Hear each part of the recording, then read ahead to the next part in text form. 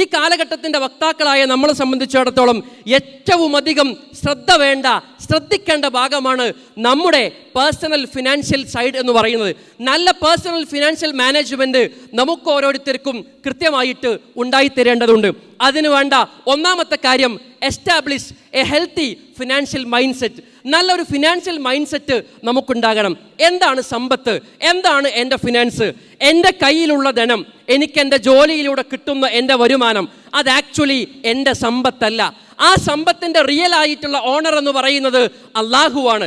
ആ പടച്ചിറപ്പ് നൽകിയിട്ടുള്ള സൂക്ഷിപ്പ് സ്വത്ത് മാത്രമാണ് എൻ്റെ കൈകളിലുള്ള സമ്പത്ത്. ആ സമ്പത്ത് ഒരു അമാനത്താണ് എന്ന ബോധവും നമുക്കുണ്ടാകണം.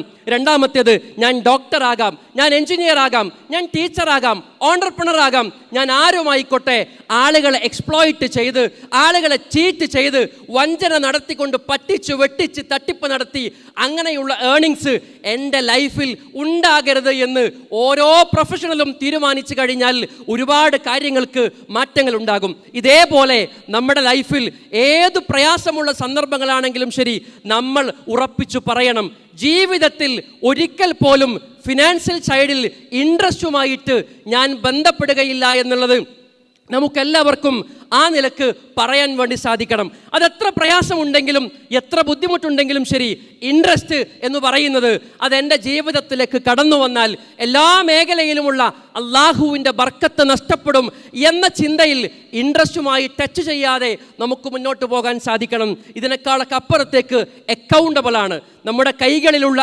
ഏർണിങ്സിനും നമ്മൾ സ്പെൻഡ് ചെയ്യുന്നതിനുമൊക്കെ നമ്മൾ അക്കൗണ്ടബിൾ ആണ്.